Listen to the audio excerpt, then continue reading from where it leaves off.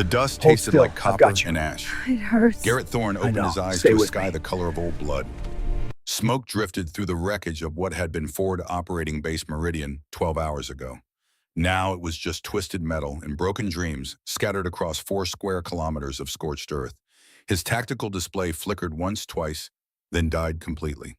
The HUD in his helmet showed a single blinking indicator before it too went dark. He didn't need the technology to tell him what he already knew. He was alone. The Mark 7 plasma rifle was still strapped across his chest, its power cell humming with the steady pulse that had become his heartbeat over 7 years of service. 32 years old, 2 tours, 1 brother dead, and now this. Garrett pushed himself up on his elbows. His ribs screamed in protest, but nothing felt broken. The emergency stims in his combat suit had done their job, flooding his system with enough adrenaline and painkillers to keep him functional for another 6 hours. After that, he'd crash hard. But 6 hours was a lifetime in combat. 6 hours was enough time to make choices that mattered. He got to his feet, slowly scanning the battlefield with eyes that had seen too much death to be shocked by it anymore. Bodies everywhere. Human and Lazarian both locked in their final positions like some grotesque sculpture garden. The alliance between Earth and Lazaria had held for 3 years against the Drachnid advance. 3 years of fighting side by side with warriors from a world 40 light-years away. And now Meridian had fallen. His comms crackled with static, then a voice broke through. Distant, automated. The evacuation protocol message playing on loop. All surviving personnel, immediate extraction to Rally Point Omega. Immobile casualties per Protocol 7 Alpha. Repeat, immobile casualties per Protocol 7 Alpha. Garrett knew Protocol 7 Alpha. Every soldier did. It was the one nobody talked about in the mess hall, the one that kept commanding officers awake at night. Leave them behind. He started walking, each step kicking up dust that settled on his armor like a shroud. The rifle came up, automatically scanning left and right, clearing corners that didn't exist anymore in the flattened landscape. Training never left you, even when everything else did. Elias had died following orders. The memory hit him like it always did, sudden and sharp. His brother's face blown on his lips, looking up at Garrett from the evacuation zone floor. "Don't leave them," Elias had whispered. But the orders were clear. Extraction window closing. 5 minutes to liftoff, and Garrett had followed protocol. He'd left his brother behind. The dropship had lifted off with Garrett inside, watching through the rear viewport as Elias bled out on the landing pad, following orders, being a good soldier. That was 3 years ago. Garrett kept walking. The reconnaissance satellite had identified 3 possible shelter points within a 20-kilometer radius before going offline. The closest was a Lazarian medical outpost, supposedly abandoned when the front line shifted north. 18 kilometers through enemy territory with no communication, no backup, and 6 hours of stims in his system. He'd made worse bets. The movement caught his eye because it shouldn't have been there. 50 meters ahead, partially buried under the collapsed remains of a communication tower. Something shifted. Not the random settling of debris, not the wind moving through wreckage. This was deliberate, purposeful, alive. Garrett's rifle came up to his shoulder finger, resting beside the trigger guard. Professional, controlled. He approached in a tactical crouch, using the rubble for cover eyes, scanning for threats. The hand appeared first, pale skin with a lavender undertone that marked it as Lazarian, fingers splayed, reaching towards something.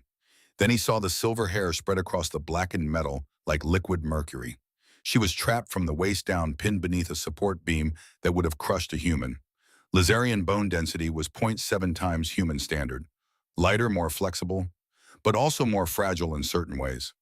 Her eyes opened as he approached, gray with flecks of deep blue that seemed to shift in the light like clouds gathering before a storm. "American," she said. Her voice carried the melodic accent that all Lazarians had, like she was singing even when she spoke. "You have the look." "Marine Corps," Garrett replied, lowering his rifle. He could see the rank insignia on what remained of her armor. Captain, Strike Force designation. She'd been leading troops when Meridian fell. "Captain Lyria Kalin," she said, 3rd Strike Force Eastern Front. "Sergeant Garrett Thorne, Scout Reconnaissance." Her eyes tracked his movements as he circled the debris pile, assessing. The beam had her pinned across the lower spine. Massive internal damage, certainly, but she was conscious and talking. Lazarian physiology could keep the brain alive for hours, even with catastrophic injuries. It was both a blessing and a curse. "The evacuation order," she said quietly. "I heard it on the emergency band. Protocol 7 Alpha." Garrett said nothing. You should go, Sergeant. Your extraction window is closing. He knelt beside her, running his hands along the beam. 3 tons of reinforced steel. His combat suit could augment his strength by a factor of 3, maybe push it to 4 with the stim still in his system. Not nearly enough. The beam has me through the spine, Lyria continued. Her voice was steady, professional. A soldier stating facts. I felt the separation. Lower motor function is gone. Even if you could move this, I can't walk. I know. Then you know Protocol 7 Alpha applies to me. Garrett met her eyes. I know. They looked at each other for a long moment. The smoke drifted between them like a veil. I had a brother, Garrett said finally, younger than me by 3 years. Marine like our father, like our grandfather. Family tradition. Lyria said nothing, just watched him with those tempest-colored eyes. 3 years ago, we were in an extraction under fire. Elias took shrapnel to the femoral artery, bleeding out. The orders were clear. 5-minute window, Protocol 7 Alpha. His hands moved to the beam, finding purchase points. I followed orders, Garrett continued. I left him on that landing pad and got on the dropship. Watched him die through the viewport. Being a good soldier. He braced his feet against the rubble. His last words were, "Don't leave them." I think about that every single day. The combat suit's servos whined as he began to lift. The beam shifted a centimeter, then another. Sergeant, Lyria said. There was something in her voice now, not hope, something more complex. I'm done being a good soldier. Garrett grunted, muscles screaming as he forced the beam upward. I'm done following orders that leave people behind to die. The beam lifted. 5 centimeters. 10. Lyria gasped as the pressure released. Can you pull yourself free? She tried. Garrett could see the effort in her face, the concentration. But her legs didn't move. Couldn't move. No, she said quietly. Garrett held the beam, feeling his augmented strength beginning to fail. The stims would only push human limits so far. When I drop this, he said through gritted teeth, you've got 2 seconds before it falls back. I'm going to pull you clear. Sergeant, this is suicide. Even if you get me out, I can't walk. I'll slow you down. You'll never make extraction. Yeah, Garrett agreed. Probably. He dropped the beam, lunged forward, and grabbed her under the arms. His combat suit's servos screamed as he pulled, dragging her clear just as the beam crashed back down into the rubble. Lyria lay on the ground, breathing hard. Her legs were completely still. You're insane, she said. That's what they tell me. Garrett lifted her in his arms. Even with Lazarian bone density, she was solid weight.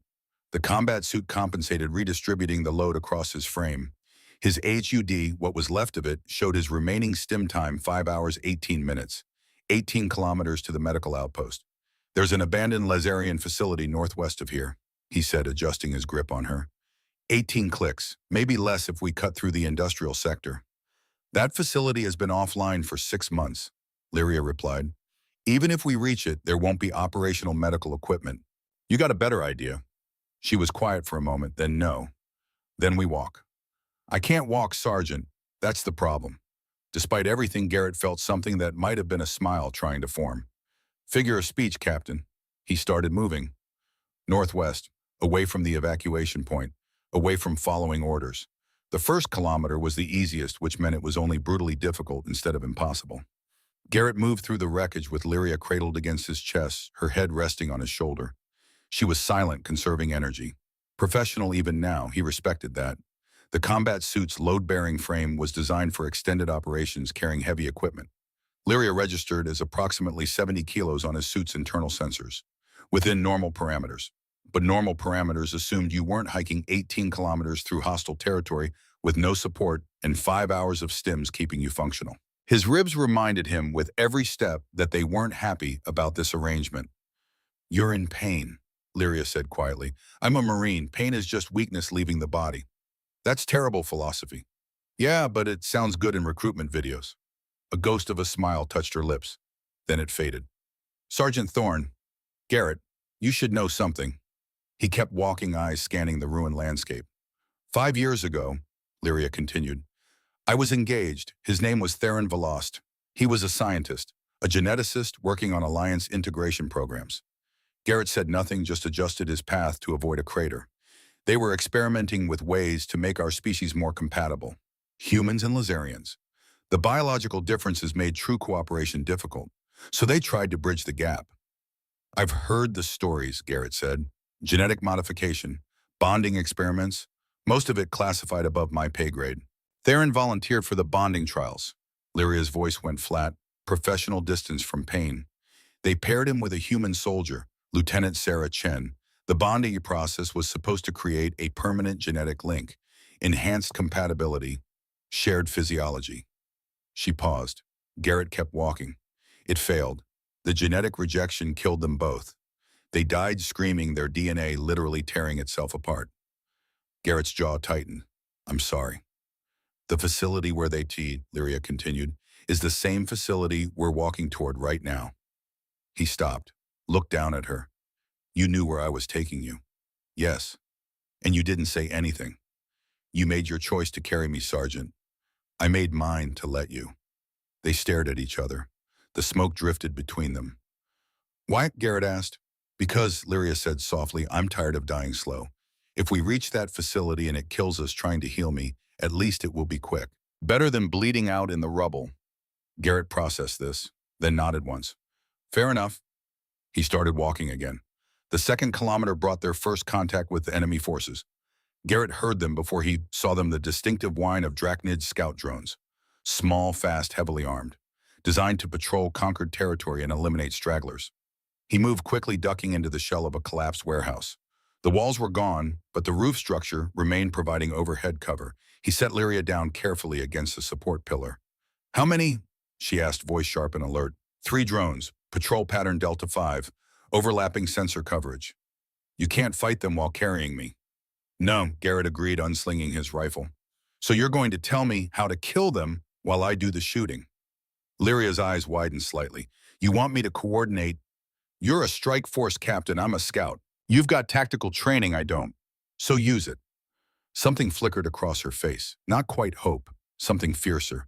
Drachnid drones have a 3-second sensor reset cycle, she said, her voice shifting into command mode. If you break line of sight during the reset, they lose target lock. Garrett nodded, checking his rifle's charge. What's their weak point? Primary sensor cluster, center mass. But they compensate with redundant systems. You need to hit them twice in the same location within 1 second. I'm a scout sniper captain. 1 second is an eternity. The first drone appeared through the smoke, its anti-personnel weapons already tracking. Garrett put 2 plasma bolts through its sensor cluster before it completed the targeting sequence. The drone dropped, sparking.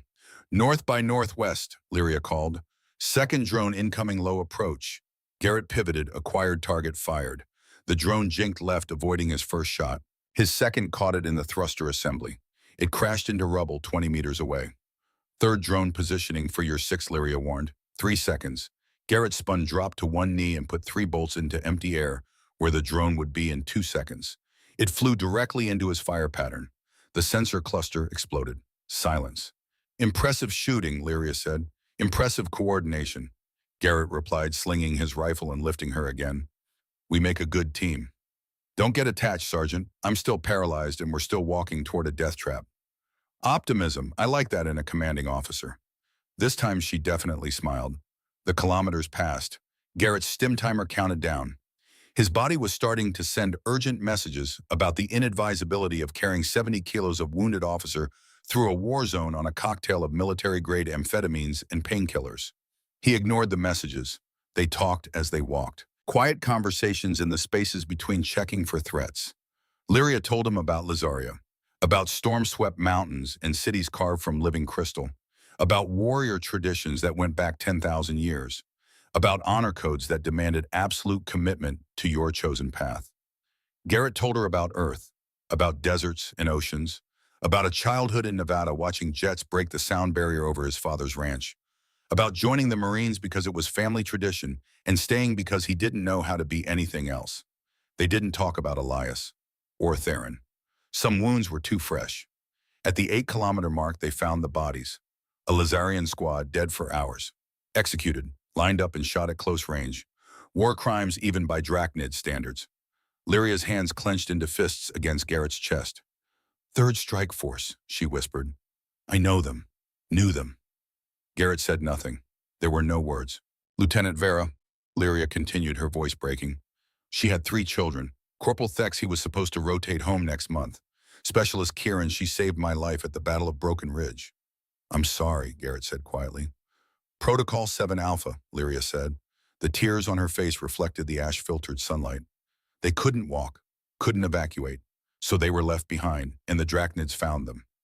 She looked up at Garrett. This is what protocol means. This is what following orders gets you. Garrett held her gaze. Yes. And you're still carrying me. Yes.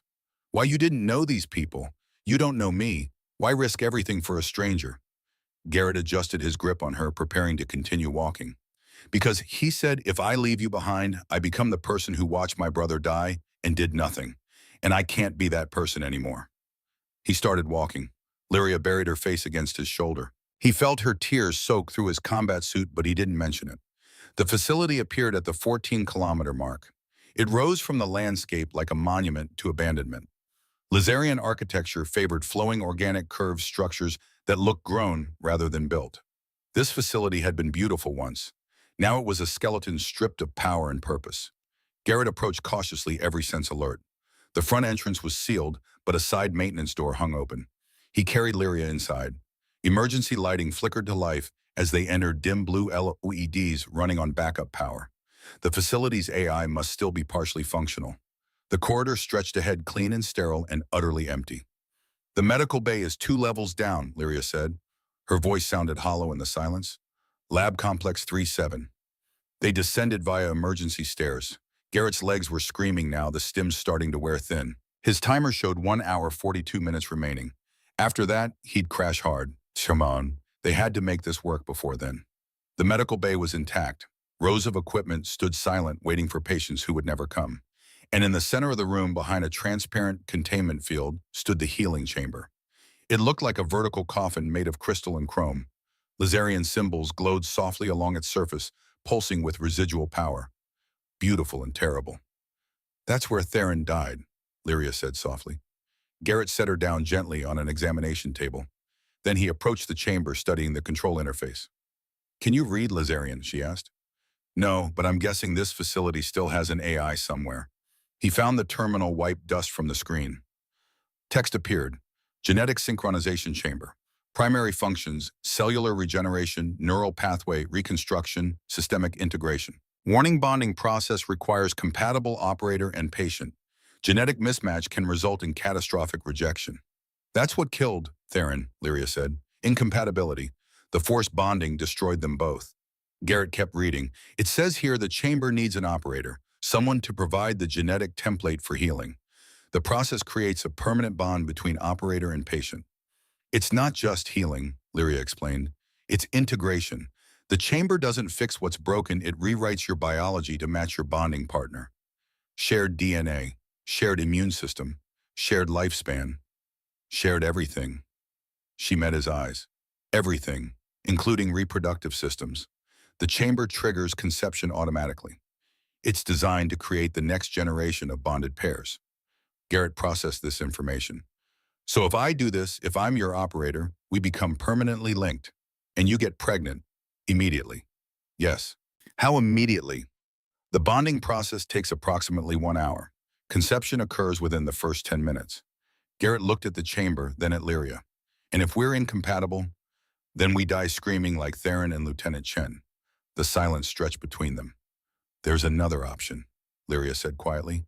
You can leave me here. Take whatever supplies you need and make for your evacuation point. You still have time. Protocol 7 Alpha. Yes. Garrett walked back to her, stood looking down at this woman he'd known for 6 hours and 14 kilometers. Tell me about your warrior traditions, he said. Lyria blinked at the change of subject. What? Your honor codes, the ones you mentioned. Tell me what they say about this situation. She studied his face. Then a Lazarian warrior chooses their path and follows it to the end. No hesitation, no regret. If the path leads to death, you face it with honor. That's it. That's everything. Garrett nodded slowly. Marines have something similar. We call it Semper Fidelis, always faithful, to the core, to each other, to the mission. He began removing his combat suit's upper armor piece by piece. What are you doing? Lyria asked.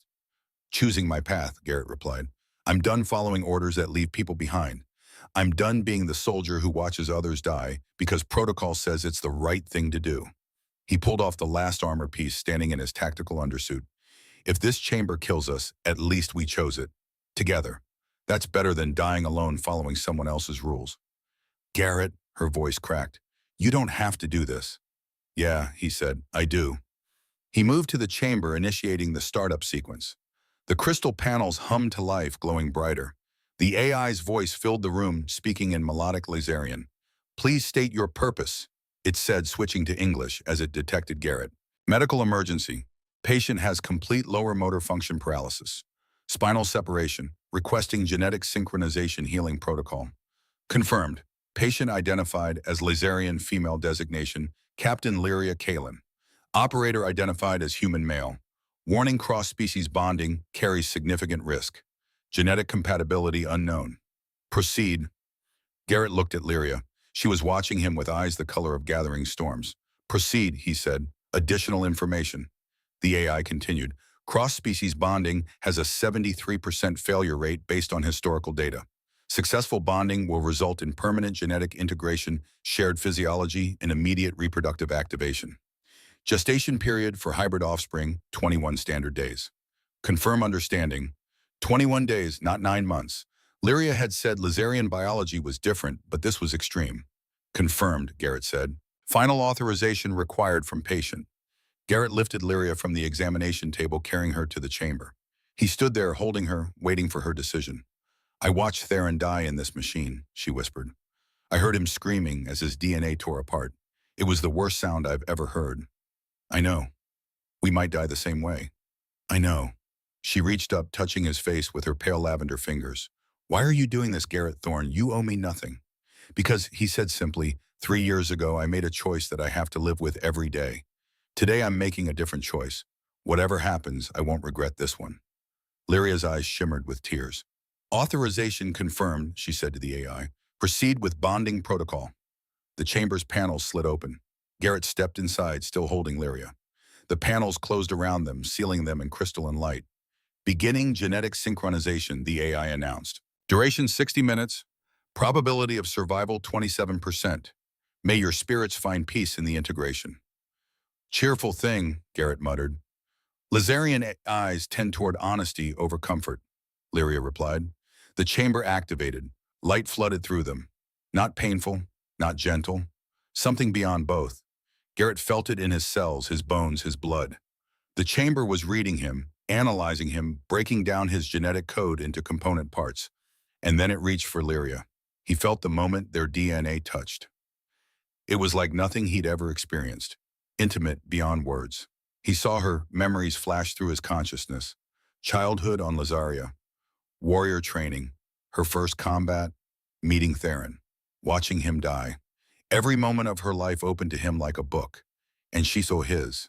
Growing up in Nevada. Joining the Marines. Elias bleeding out on the landing pad. Every failure, every regret, every dream he'd never spoken aloud. I see you, Lyria whispered. I see you too, Garrett replied. The chamber began its work. Rewriting. Integrating. His human DNA reached for her Laserian code, and somewhere in the quantum space between them, they found compatibility. Not forced, not engineered, natural. The AI sounded surprised. Genetic integration proceeding within normal parameters. Compatibility rating 94%.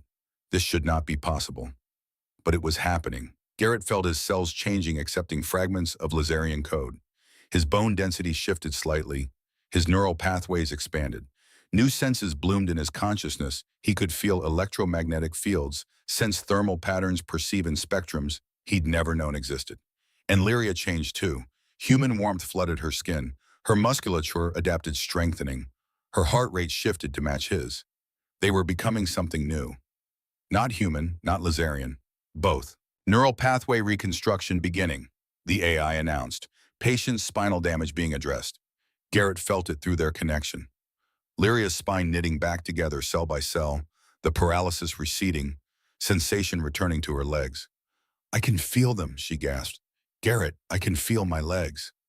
I know, he said, because he could feel them too. Through their bond, he experienced everything she did.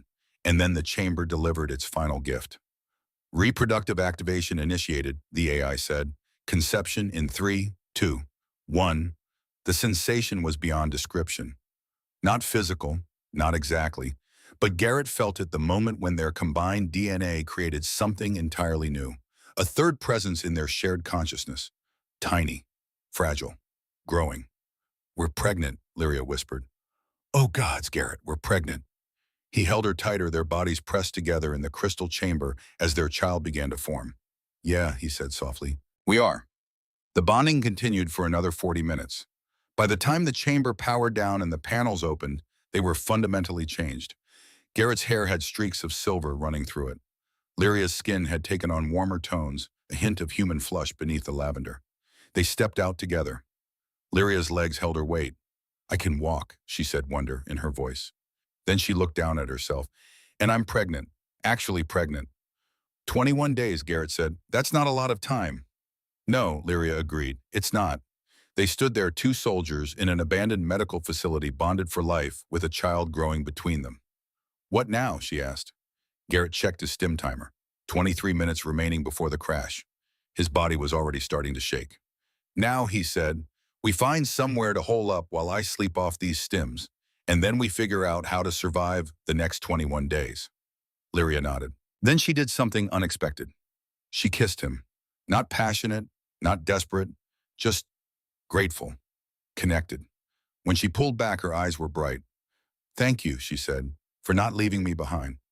Garrett managed a tired smile. "Thank you for not dying in that chamber. We make a good team, Sergeant Thorne. We do, Captain Kalen." His legs finally gave out.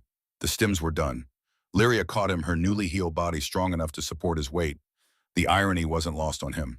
"Come on," she said gently. "Let's get you somewhere safe." She helped him to a medical cot in an adjacent room. He collapsed onto it, consciousness already fading. His last thought before sleep took him was simple. He'd made his choice. He'd broken protocol. He'd bonded with an alien warrior and become a father in the span of 6 hours. And he didn't regret a single second of it. The stim crash pulled him under. Lyria sat beside him, one hand resting briefly on her stomach, where their child was growing, the other holding his. Outside, the war continued, but in this abandoned facility for these few hours, they had found something neither human nor Lazarian had achieved before. They had found each other, and that was enough. Garrett woke to the sound of rain. Not real rain, the rhythmic patter of his own heartbeat against the medical cot, amplified by the silence of the abandoned facility. His internal clock said 18 hours had passed. The stim crash had hit him harder than expected. He sat up slowly. Every muscle in his body screamed protest. Carrying 70 kilos for 14 kilometers while hopped up on military-grade amphetamines had consequences. He'd be paying this debt for days. Lyria sat by the window, backlit by the pale dawn. She'd found a Lazarian combat suit in storage, form-fitting armor that accommodated her changing body. Her hand rested briefly on her abdomen, a fleeting gesture, then moved to adjust her weapon belt. "You're awake," she said without turning. "How long?" 18 hours, 22 minutes. I've been monitoring the perimeter. No hostiles within sensor range." Garrett stood, testing his legs, sore but functional. "You should have woken me for watch rotation. You needed the rest." She finally looked at him. "And I needed to think." He moved to stand beside her. Through the window, the wasteland stretched endlessly. Smoke still rose from distant fires. The war didn't sleep just because they did. About what? About the fact that in 2 days I'll be visibly pregnant. In a week, significantly so. In 20 days, I'll give birth to a hybrid child in the middle of a war zone. Her voice was steady, professional. "We need a plan, Garrett." "I know. The extraction point you mentioned. Rally Point Omega. How far?" 72 kilometers northwest. But that was assuming I'd be traveling alone and fast. With both of us. With me pregnant and you recovering from stim crash. Lyria finished. 4 days minimum, maybe 5. Garrett checked his tactical display. Most functions were still offline, but basic navigation worked. He plotted a route. 5 days, he confirmed, and that's if we don't run into heavy resistance. "We will," Lyria said flatly. "Drachnid forces are consolidating control. They'll have patrols everywhere. Then we move smart. Use the terrain. Avoid contact where possible." She nodded. "Then Garrett, when we reach your extraction point, what happens to me?" He'd been avoiding that question. Now it hung between them like smoke. "I don't know," he admitted. "Alliance protocols for cross-species bonding are complicated." Complicated meaning illegal. Complicated meaning I've never heard of it happening before. You and I were uncharted territory. Lyria touched her stomach again just briefly. And our child is the first human Lazarian hybrid conceived naturally. That makes them either the most valuable research subject in Alliance history or the biggest diplomatic crisis we've ever faced. Or both. Or both. They stood in silence, watching the sun rise over the wasteland. We have 72 hours to reach Omega, Garrett said finally. After that, we deal with whatever comes. One step at a time. Lyria met his eyes. Something passed between them. Not the genetic bond, something simpler. Trust. One step at a time, she agreed. They moved out at dawn plus 30 minutes. Garrett had scavenged what he could from the facility. Medical supplies, emergency rations, 2 additional power cells for his rifle. Lyria carried a Lazarian plasma blade, the weapon humming softly at her hip. Between them, they had maybe 4 days of supplies if they rationed carefully. The pregnancy was already affecting her. Subtle changes. Her movements were more cautious, protecting her center mass. Her breathing had shifted rhythm. Lazarian gestation accelerated everything her body was adapting in real time to support hybrid development. How are you feeling? Garrett asked as they cleared the first kilometer.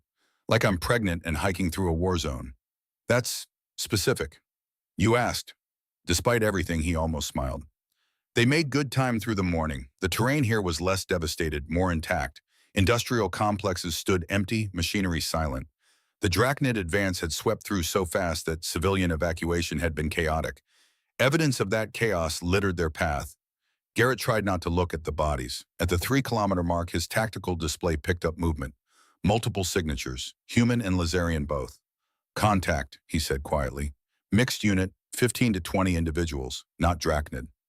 Survivors from Meridian, Lyria said. Probably heading for the same extraction point.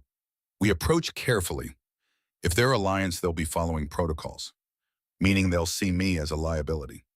Meaning we don't give them a choice. They found the survivors in a defensive position inside an abandoned warehouse, hastily constructed barricades, overlapping fields of fire, professional setup. Whoever was commanding knew their business. Garrett called out before entering. Friendly approaching, Sergeant Garrett Thorne, Marine Scout Corps. I'm coming in with a Lazarian ally. A long pause, then Thorne. You were listed KYA in the Meridian casualty reports. Reports of my death were greatly exaggerated. Approach slowly, weapons visible. Any sudden moves and we light you up. Garrett and Lyria entered with hands raised, rifle and blade clearly displayed, but not threatening. The survivors watched them with hard eyes. Combat veterans, all of them. They'd seen too much in the last 72 hours. A man stepped forward. Human. Late 30s. Lieutenant's insignia on his improvised armor. Dark hair shot through with gray. Eyes that had seen command and lost it. Lieutenant Dax Merrick, he said, acting commander of what's left of the 47th Combined Regiment. You really are alive. So far, Garrett replied. This is Captain Lyria Kalin, Lazarian 3rd Strike Force. Dax's eyes moved to Lyria, assessing. Captain, your forces took heavy casualties at Meridian. All casualties are heavy, Lieutenant, Lyria replied. Her voice carried command authority, despite the circumstances. Fair point. Dax looked between them. You two bonded? The question hung in the air. Garrett saw the other survivors watching, judging. Yes, he said simply. Dax's expression didn't change. That's a court-martial offense under Alliance regs. Fraternization with allied forces without authorization. You know that. I know a lot of things, Lieutenant, including the fact that protocols don't mean much when you're the only 2 people alive in a 100-kilometer radius. He carried me 14 clicks through enemy territory when everyone else followed Protocol 7 Alpha, Lyria added. Her voice was steel. I'd follow him into hell. Your regulations don't change that.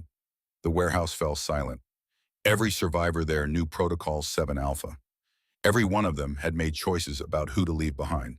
Dax studied them for a long moment. Then he nodded. Water and rations are being rationed, but you're welcome to share what we have. Medical supplies are low, and we move out at 0600 tomorrow for Rally Point Omega. We're headed there too, Garrett said. Then we travel together. Safety in numbers. Dax paused. But Sergeant, you should know, some of my people aren't going to like having a bonded pair in the unit. It makes them uncomfortable. They'll get over it, Garrett replied. Maybe, maybe not. The next 2 days were a blur of movement and combat. The combined unit moved northwest, heading for Rally Point Omega 70 kilometers distant. 23 survivors total, 16 humans, 7 Lazarians. Mixed specialties. Combat infantry, medics, engineers. A microcosm of the alliance that had held the line for 3 years. Garrett and Lyria marched with them. At first, they got sidelong glances, whispered conversations that stopped when they approached. The other soldiers didn't know what to make of them. But combat has a way of clarifying relationships. On day 4, they hit their first major resistance. Drachnid patrol force, heavy armor, superior numbers. The kind of encounter that could wipe out a depleted unit in minutes. Dax called for defensive positions. The survivors scattered, taking cover behind rubble and abandoned vehicles. Professional, practiced, but Garrett could see the fear in their eyes. They'd survived Meridian by luck and speed. Standing and fighting meant dying. Contact in 90 seconds, Dax called. Weapons free. Make every shot count. Garrett found cover beside a collapsed wall. Lyria moved with him, her plasma blade powered down but ready. She'd been teaching him Lazarian tactical theory during their marches. Now seemed like a good time to test it. The Drachnids will advance in a wedge formation, she said quietly. Heavy armor at the point, light infantry on the flanks. Standard doctrine. How do we break it? You don't attack the wedge, you attack the commander. Kill the brain, the body stops functioning. Where's the commander? 30 meters behind the point, in a command carrier, heavily shielded. Garrett processed this. His rifle could punch through light armor, maybe medium. Heavy shielding was another matter entirely. Can your blade cut through heavy shielding? Her eyes widened slightly. Yes, but I'd have to get close. Very close. How close? Suicide close. The Drachnid force appeared through the smoke, exactly as Lyria predicted. Wedge formation, heavy armor leading, and 30 meters back the command carrier. Garrett made a decision. Dax, he called, I need suppressing fire on the command carrier. Everything you've got, 30 seconds. That's the most heavily shielded target on the field, Thorn. We'll just waste ammunition. Trust me. Dax hesitated. Then, you've got 30 seconds. Don't make me regret this. The unit opened fire. Plasma bolts and kinetic rounds hammered the command carrier's shields. Exactly as expected, they did no damage. But they created chaos. Confusion. Garrett turned to Lyria. Can you run? I'm pregnant, not invalid. Good, because we're about to do something incredibly stupid. He grabbed her hand. They ran, not toward cover, toward the enemy. The other survivors watched in shock as Garrett and Lyria sprinted directly at the Drachnid formation. Plasma fire screamed past them. Garrett's rifle sang, taking down light infantry, creating gaps in the formation. And Lyria moved like water. Even pregnant, even cautious, she was still a strike force captain. Her blade ignited mid-stride silver energy, screaming to life. She flowed through the defensive positions, cutting down anything that got close. They reached the command carrier together. Garrett put 3 plasma bolts into the shield generator's housing. Its spark fluctuated. Lyria's blade punched through the weakened section, carving a hole. Inside the carrier, the Drachnid commander turned, mandibles clicking in surprise. Lyria's blade took its head off. The entire Drachnid formation hesitated.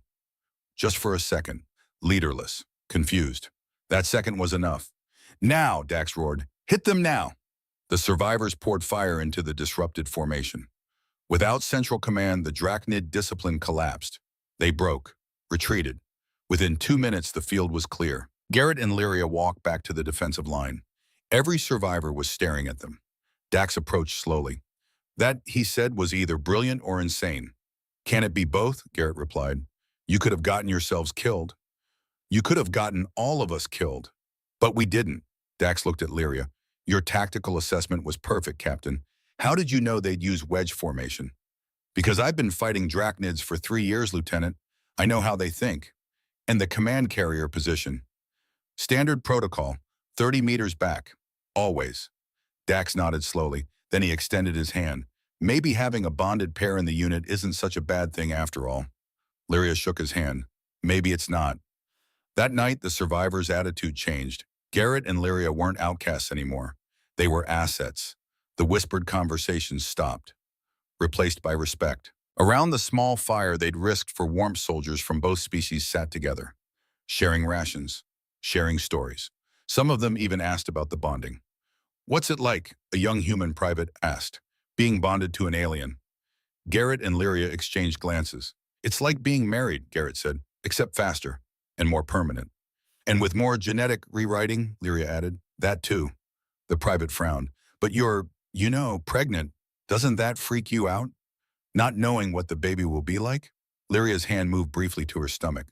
Every parent worries about their child, she said softly. Human Lazarian, or hybrid. The biology doesn't change that. But it'll be the first, another soldier said. First of its kind. That's got to be scary. Terrifying, Garrett agreed, but also hopeful. Maybe our kid proves that humans and Lazarians can be more together than apart. Dax, sitting across the fire, raised his canteen. To hope, then. God knows we need it. The others raised their canteens. To hope. Day 6 brought them within 20 kilometers of Rally Point Omega. It also brought the transmission. Dax's communications officer, a Lazarian specialist named Kira, intercepted it by accident. Encrypted Alliance traffic. Command level. She shouldn't have been able to decode it at all, but Lazarian signal intelligence was notoriously sophisticated. What she found made her go pale. Lieutenant Merrick, she said quietly, you need to see this. Dax read the message. His expression turned to stone. Everyone, he called. Full assembly. Now. The 23 survivors gathered. Garrett felt a cold weight settling in his stomach. Whatever this was, it wasn't good. Dax held up the datapad. I'm going to read this once. Then we're going to discuss what it means. He began. Priority Alpha transmission. Alliance High Command to Rally Point Omega extraction teams. Regarding survivors from Meridian Offensive. Be advised, Scout Sergeant Garrett Thorne is traveling with Lazarian, Captain Lyria Kalin. Intelligence confirms unauthorized genetic bonding. Captain Kalin possesses classified Lazarian combat AI neural implant. Technology is rated strategic level priority. Dax's voice didn't waver, but Garrett could see his jaw tightening. Orders extract neural implant technology by any means necessary. Terminate compromised personnel to maintain operational security. Repeat, Thorne and Kalin are considered security risks. Termination authorized. Silence. Garrett's mind raced. Neural implant. He'd known Lyria was Strike Force, but he'd assumed that just meant elite training, not classified technology embedded in her brain. They're going to kill us, Lyria said quietly. Both of us. Not us, Garrett corrected. Me. You they want alive, long enough to cut the implant out of your skull. That's a death sentence too. The implant is integrated with my neural tissue. Removing it would destroy my higher brain functions. Dax was still holding the datapad. His hands were shaking slightly. This is wrong, he said. This is fundamentally, morally wrong. It's also direct orders from Alliance High Command, his second-in-command pointed out. We follow orders, Lieutenant. Follow orders, Dax repeated. He looked at Garrett. Like Protocol 7 Alpha. Leave the wounded behind. Follow orders. Sir. Like executing 2 soldiers because they saved each other's lives. Follow orders. Lieutenant, if we disobey, we're all marked for court-martial. Then we're marked, Dax's voice cracked like a whip. Because I won't murder people under my command for following their conscience. Not today. Moreover, the second-in-command stepped back startled. Dax turned to the assembled survivors. Here's how this works. We have 20 clicks to Rally Point Omega. When we get there, extraction teams will be waiting. Some of you want to turn Thorne and Kalin over. Follow orders, get home safe, I understand. That's your choice. He took a breath. But some of you might believe, like I do, that orders requiring murder of your own people are unlawful orders. If you believe that, then we have a different choice to make. What choice? Someone asked. We get Thorne and Kalin to safety. Lazarian territory is 40 kilometers southeast. If they can cross the border, Alliance jurisdiction ends. They'd be refugees, but they'd be alive. That's desertion, the second-in-command said, for everyone who helps them. Yes, Dax agreed. It is. Lieutenant, you're asking us to throw away our careers, our lives for 2 people we've known less than a week. Dax looked at Garrett and Lyria, then back at his troops. I'm asking you to remember why we became soldiers. To protect people. To stand between the innocent and harm. These 2 are guilty of nothing except surviving when they were supposed to die. He paused. I'm asking you to be better than our orders. The silence stretched, then a human corporal stepped forward. I'm with you, sir. Then another. Me too. And me. One by one, the survivors made their choice. Some hesitated, some clearly disagreed. But when the count finished, 17 of 23 stood with Dax. 6 walked away, heading for Rally Point Omega without them. Dax watched them go. I hope they make it, he said quietly. Then louder. Everyone else, new plan. We're escorting Thorne and Kalen to the Lazarian border. Full combat readiness. We move in 30 minutes. Garrett approached him. You didn't have to do this. Yes, Dax said, I did. They'll court-martial you. Probably. You'll lose everything. Not everything. I'll keep my honor. That's more than most people can say. Lyria stepped forward. Lieutenant Merrick, I don't know how to thank you. Oh, don't thank me yet, Captain. We still have to get you there alive. The next day was the longest of Garrett's life. They moved southeast, paralleling the Lazarian border. Alliance forces were everywhere setting up interdiction zones. Someone at high command had decided that 2 soldiers with classified tech were worth deploying significant resources to stop. The irony wasn't lost on Garrett. They'd abandoned Meridian, left thousands to die. But 2 people trying to escape, that got immediate action. On day 8, Lyria's pregnancy became visibly obvious. Her armor had to be adjusted. Her movements were more careful. She tired faster. I'm slowing you down, she said during a rest break. You're carrying our child through a war zone, Garrett replied. You're allowed to slow down. In 12 days, I'll give birth. We need to be somewhere safe before then. We will be. You can't know that. He took her hand. We've made it this far. That has to count for something. She leaned against him, exhausted. I'm scared, Garrett. Me too. Good parents are supposed to be brave. Good parents are honest about being scared. That's how you teach kids that fear is normal. She smiled despite everything. When did you become a philosopher? I've been carrying a pregnant warrior through hostile territory. Gives a man time to think. Day 10 brought them to within 5 kilometers of the border. It also brought Alliance interceptors. They appeared without warning. Black Ops extraction team. 12 operators, heavy weapons, gunships for air support. Professional killers sent to retrieve technology and eliminate witnesses. Contact, Dax roared. Defensive positions now. The survivors scattered, but there was no real cover. They were caught in open ground. Tactical nightmare. The Alliance team didn't bother with warnings. They opened fire immediately. Garrett dragged Lyria behind a boulder as plasma bolts screamed overhead. She was breathing hard, one hand protective over her swollen stomach. They're not trying to capture, she gasped. They're trying to kill. Orders must have changed, Garrett said grimly. Probably decided the technology wasn't worth the risk. Dax was coordinating return fire, but they were outgunned and outmanned. His forces were melting away, taking casualties they couldn't afford. We can't hold, Garrett said.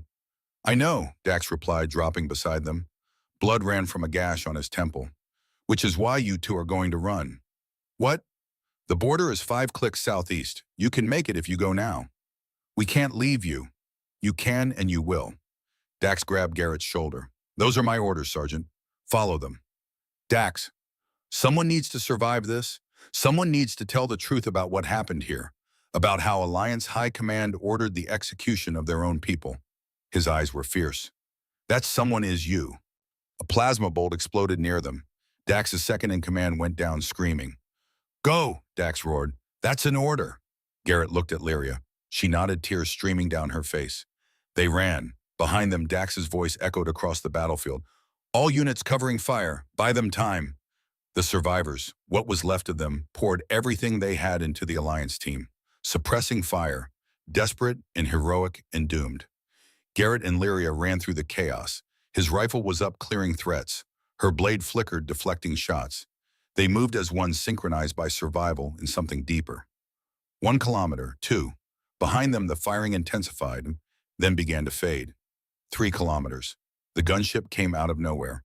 Alliance heavy assault craft, its cannons locked onto Garrett and Lyria, and then Dax was there.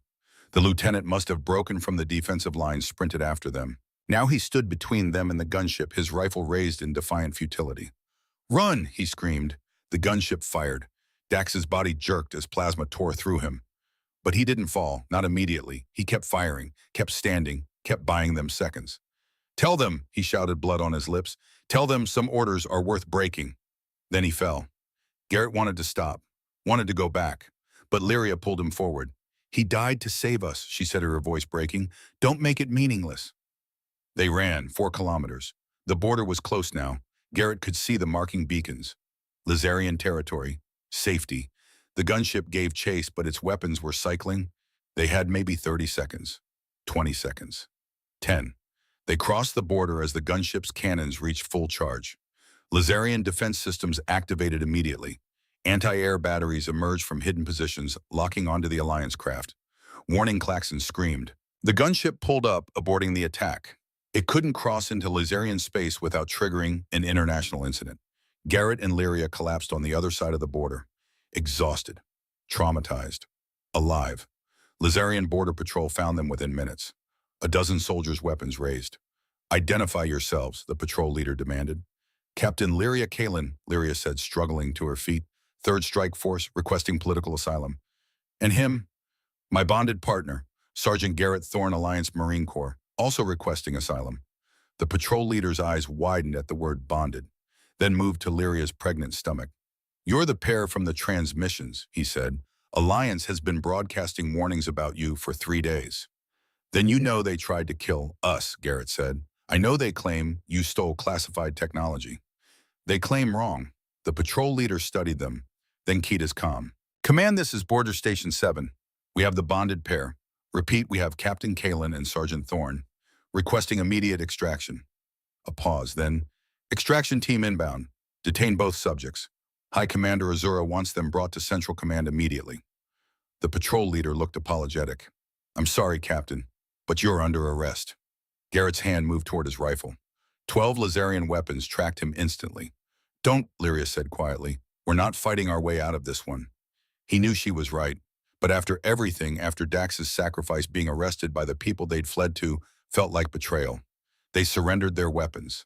The patrol bound their hands, not cruelly but efficiently. As they waited for extraction, Lyria leaned against Garrett. We made it, she whispered. We're alive. Dax isn't. No, but he died believing we'd survive. That has to mean something. It means we owe him the truth. About what happened. About why. Then we tell it. To whoever will listen.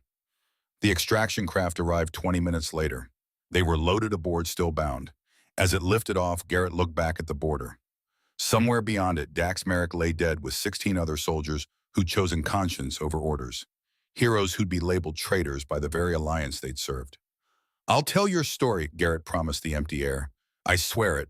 Lyria's hand found his, their fingers intertwining despite the restraints. We both will, she said. The craft turned southeast, heading deep into Lazarian territory, toward Central Command, toward High Commander Azura and whatever judgment awaited them. Garrett felt their child moving inside Lyria. 11 days until birth. 11 days to convince the Lazarian government that they weren't criminals. 11 days to survive. The war was behind them now, but something told him the real battle was just beginning. The detention cell had a window. That was the kindness Lazarian military protocol afforded prisoners. Even the accused deserved to see the sky. Garrett stood at that window now, watching moons rise over a world that wasn't his. Twin satellites, silver and gold, painting the landscape in colors Earth had never known. Behind him, Lyria slept on the narrow cot, 11 days pregnant by Lazarian count. Her body was changing rapidly now, the swell of her stomach visible even at rest, their child growing inside her with the accelerated biology that made everything about this situation impossible. Impossible. That word had defined the last 2 weeks of his life. Impossible that he'd survived Meridian. Impossible that he'd carried a paralyzed Lazarian captain through 14 kilometers of hell. Possible that the bonding chamber had worked.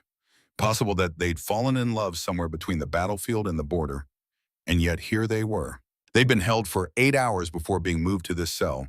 8 hours of questioning medical scans and bureaucratic processing. The Lazarian military was nothing if not thorough. The door chimed. Garrett turned as it slid open. A Lazarian guard stood at attention, his expression neutral. High Commander Azura will see you now, he said. Both of you. Garrett moved to the cot, gently touching Lyria's shoulder. She woke instantly, the warrior in her never fully sleeping. It's time, he said quietly. She sat up, one hand automatically moving to her stomach. The gesture still made his heart clench. 3 weeks ago, he'd been a soldier with nothing to lose. Now he was a father with everything at stake. They followed the guard through corridors of crystalline architecture. Lazarian buildings grew rather than being constructed, organic shapes that flowed like frozen water. Beautiful in a way that made Garrett ache for the simple geometry of human structures. The command chamber was vast, cathedral-sized. At its center, seated on a raised platform, High Commander Azura waited. She was older than Garrett had expected. Silver hair cascaded down her back, and her eyes, pale gray, like winter sky, carried the weight of decades. She wore ceremonial armor, ancient and beautiful, marked with symbols he couldn't read. Captain Lyria Kalin, Azura said. Her voice echoed through the chamber. Sergeant Garrett Thorne, you stand accused of unauthorized genetic bonding in violation of Lazarian sacred law. How do you answer? Lyria stepped forward. Despite her pregnancy, despite everything, she stood with military bearing. Guilty High Commander, but with explanation. There is no explanation that excuses this crime. The bonding chambers are sacred. They are not tools for casual use. There was nothing casual about it, Garrett said. His voice was steady. Captain Kalin was paralyzed, dying. The chamber was our only option. Azura's eyes shifted to him. Human presumption. You knew nothing of our technology, our traditions, our laws. Yet you violated them all. I knew enough to understand that doing nothing meant watching her die. Some things are worse than death, Sergeant. Not to me. The silence stretched between them. Then Azura rose from her seat, descending the platform steps. She moved with the grace of a lifetime warrior, but Garrett could see pain in the careful way she placed each foot. Old injuries, old battles. She stopped before Lyria, studying her pregnant form. You carry a hybrid child, Azura said softly. Do you understand what you have done? I understand that I'm alive because of Garrett, and that our child deserves a chance to live. Your child is an abomination. Lyria's hand moved protectively to her stomach. My child is innocent. Azura's expression flickered, something that might have been pain or regret. 40 years ago, she said quietly, I was a scientist before I became a soldier, before I became High Commander. I led the genetic integration project. Garrett felt something cold settle in his chest. We believed we could force compatibility between our species, Azura continued. Create bonded pairs through controlled genetic manipulation. Strengthen the alliance through biological unity. She turned away, facing the vast windows that overlooked her world. We were wrong. Every attempt ended in catastrophic failure. Genetic rejection, cellular cascade. The subjects died in agony. Her voice dropped. 47 attempts. 47 deaths. I authorized them all. Terran Velost, Lyria whispered. He was number 47. Azura's shoulders stiffened. You knew him. I was engaged to him. I watched him die screaming in the bonding chamber. Then you know why the chambers were sealed, why bonding was declared sacred law forbidden to all. Not because it failed. Azura turned back to face them, but because I couldn't bear to cause more deaths. The weight of that confession filled the chamber. But we didn't die, Garrett said. The bonding worked. Yes, Azura's eyes were haunted, and that raises a question I have spent 40 years trying to avoid. What if the failure wasn't in the technology? What if it was in the method Brightiden? You forced it, Lyria said, understanding dawning. You chose incompatible subjects, assigned them to bond, made it an order. We followed scientific protocols, selected optimal genetic matches, controlled every variable. Except choice, Garrett said. We chose each other. We weren't assigned. We weren't forced. We made a decision freely. Azura looked at him for a long moment. Then she laughed. It was a bitter sound. A human soldier stumbles onto the answer that eluded our greatest scientists. The bonding requires consent. True consent. Not orders. Not duty. Just two people choosing each other despite everything. She moved to a console, entering commands. A holographic display materialized, showing genetic data. Your bonding compatibility is 94%, Azura said. Higher than any forced attempt ever achieved. Your child's genetic profile is stable. No cascade markers, no rejection indicators. She paused. In 11 days, you will give birth to the first successful human Lazarian hybrid in history. Then let us go, Lyria said. Let us raise our child in peace. I cannot. Why? Azura's expression hardened. Because your existence proves I was wrong. 47 people died because I couldn't see what you discovered by accident. If I let you go, if I acknowledge your success, then I must face what I did. The lives I destroyed pursuing the wrong path. So you'll destroy us to hide your mistake. Garrett's voice was steel. I will detain you until after the birth.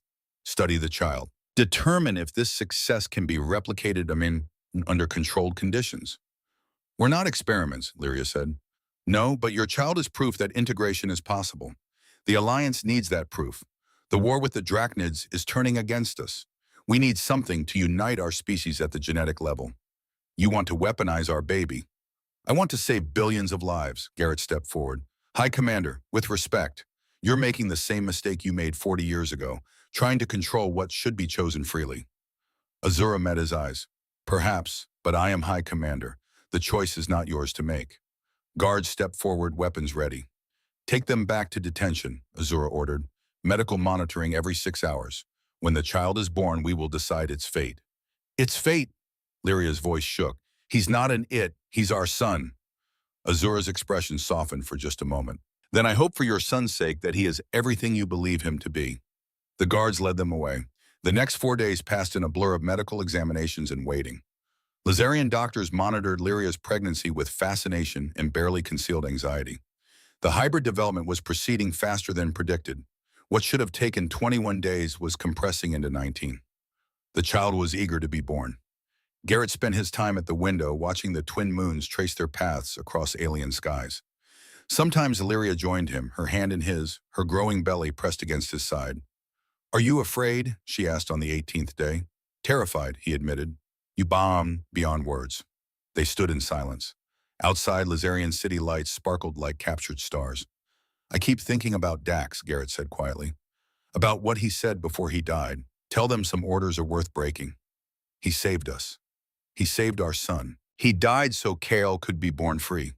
Lyria looked up at him. "Kale. I've been thinking about names. Kale means warrior in one of Earth's old languages. Seemed appropriate." She smiled, tears glistening. "Kale Thorn, our son. If Azura lets us keep him." "She will." Lyria's voice was fierce. "I won't let her take our baby. I don't care what laws she hides behind." Garrett pulled her close, feeling Kale move between them. Strong kicks. Their son was a fighter already. "We'll find a way," he promised. "We will," she echoed. On the 19th day, the contractions began. Lyria woke Garrett before dawn, her face tight with pain. "It's starting," she gasped. "The birth. It's too early." "You said 19 days was within normal variance." "For Lyzarian births. This is hybrid. We don't know what's normal." Garrett hit the emergency alert. Within seconds, medical personnel flooded their cell. They moved Lyria to the medical wing on a hovering gurney, Garrett running alongside holding her hand. The birthing chamber was a blend of technology and nature. Soft light, warm air, equipment that hummed with quiet efficiency. Lyzarian birth practices emphasized calm, believing stress transferred to the child. But there was nothing calm about this. The contractions intensified rapidly. Lyria's hybrid physiology was accelerating the process beyond normal parameters. The medical team worked frantically, monitoring vitals, adjusting support systems. "Something's wrong," the lead physician said. "The child's genetic markers are fluctuating." "I've never seen this." "What does that mean?" Garrett demanded. "It means your son is adapting in real time. His DNA is still stabilizing." "Is that dangerous?" "We don't know. This is entirely unprecedented." Azura arrived within the hour. She stood at the observation window watching through the transparent barrier. Her expression was unreadable. Lyria's labor lasted 6 hours. 6 hours of pain and fear, and Garrett whispering encouragement he didn't fully believe. "You're the strongest person I know," he said, gripping her hand. "If anyone can do this, it's you." "I'm scared, Garrett. What if something's wrong with him? What if the bonding damaged?" "He's perfect. I know he is." "You can't know that." "Yes, I can, because he's ours, and we don't make mistakes." She laughed through the pain. "That's terrible logic. But it's true." The final contractions came in a rush. The medical team moved with precision, guiding the birth. And then cutting through the hum of equipment in controlled chaos, a sound Garrett had never heard before. His son's first cry. Kyle entered the world screaming defiance at the universe. The medical team gasped collectively. Even from the birthing bed, Garrett could see why. The baby was beautiful.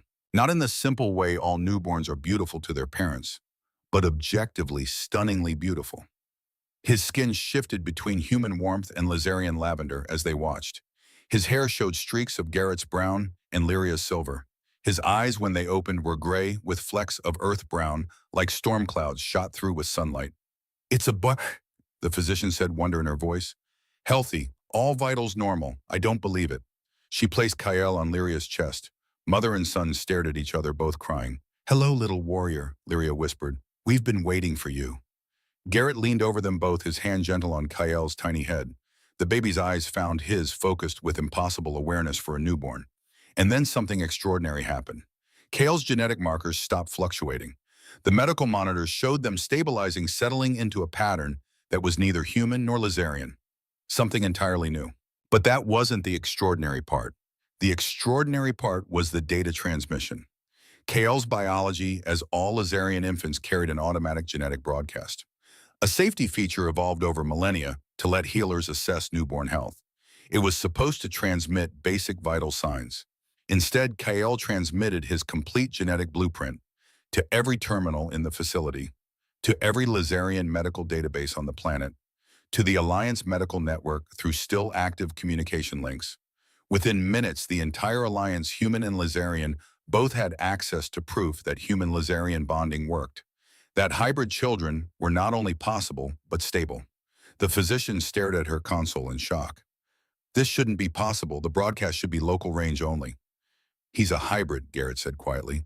Maybe his biology works differently. Azura appeared in the doorway, her face ashen. Do you understand what he's done? She said. What you've done?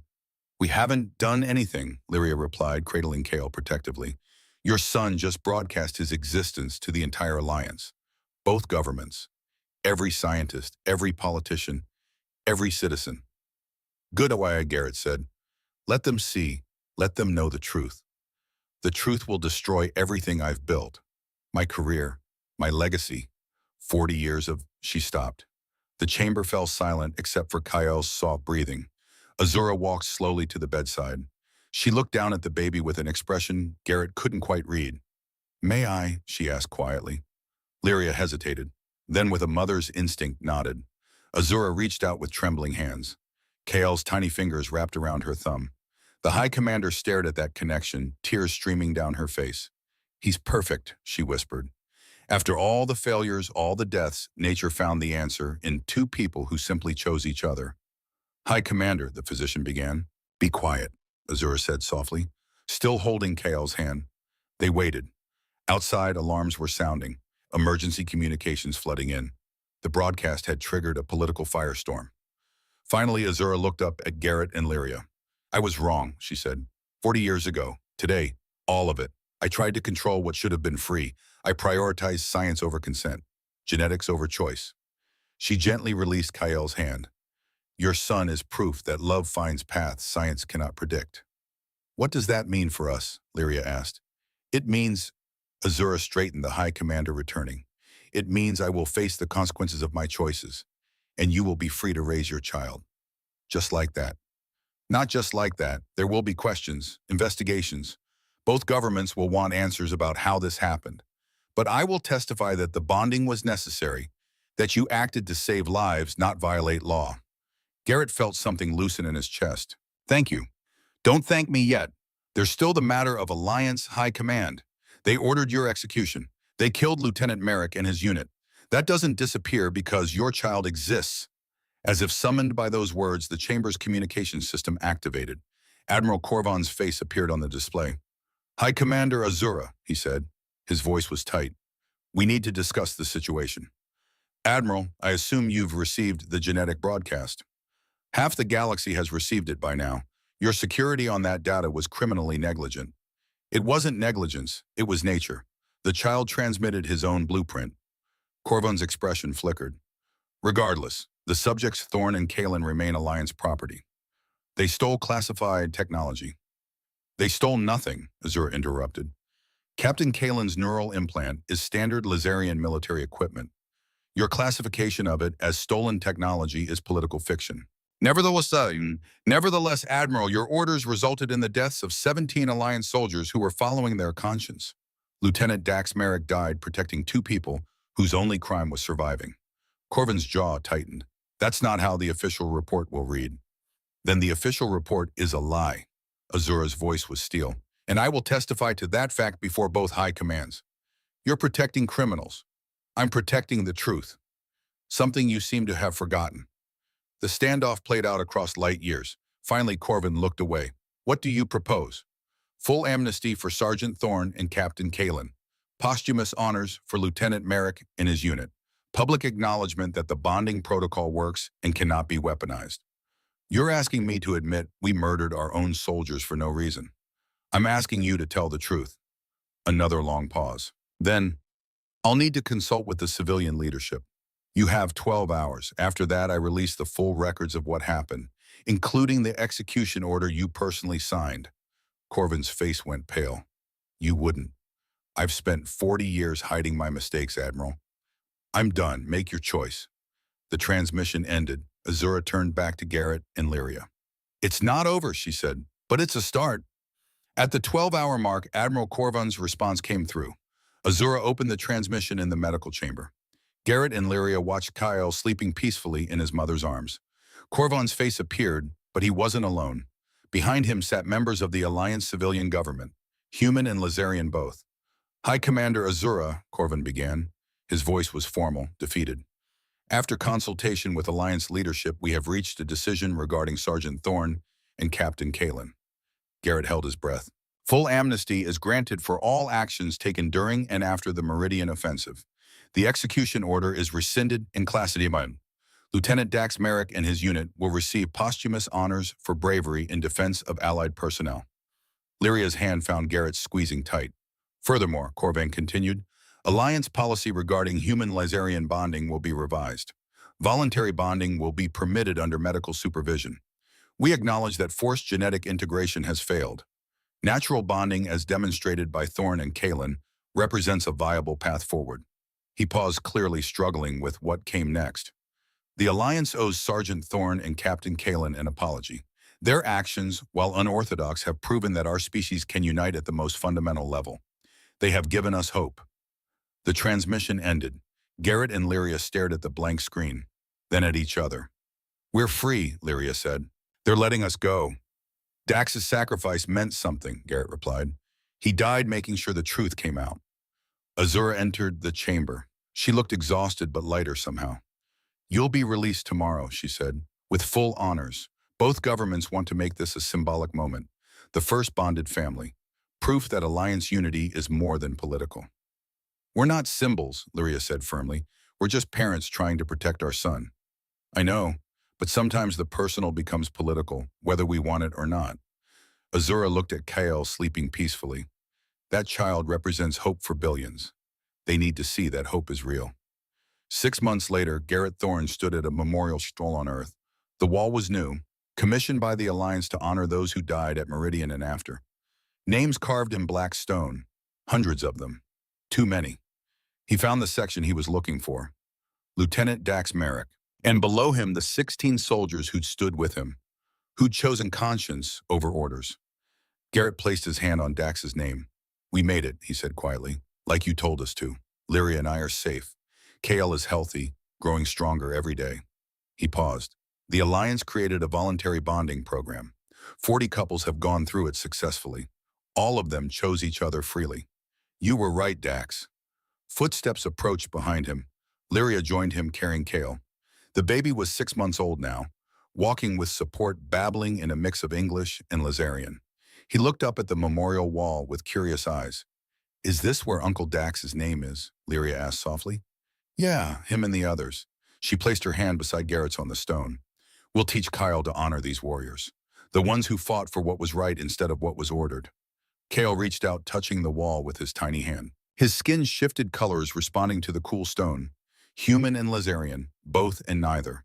When he's older, Garrett said, we'll tell him everything. About Meridian, about the bonding chamber, about the people who died so he could live free. And about his father, Lyria added, who carried a paralyzed warrior through hell because leaving people behind wasn't who he wanted to be. And about his mother, who survived everything a warrior could face because she refused to quit. They stood together, a family born from war and choice and impossible circumstances.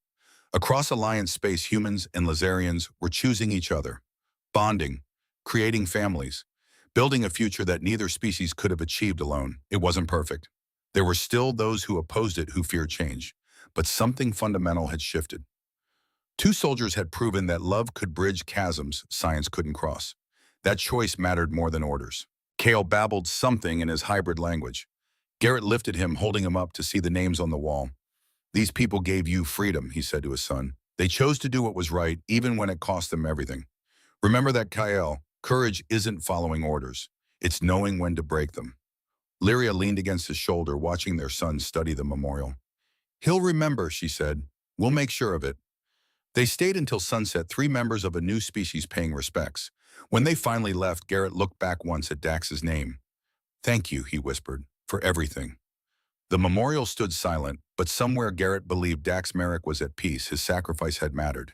His stand had changed the course of two civilizations.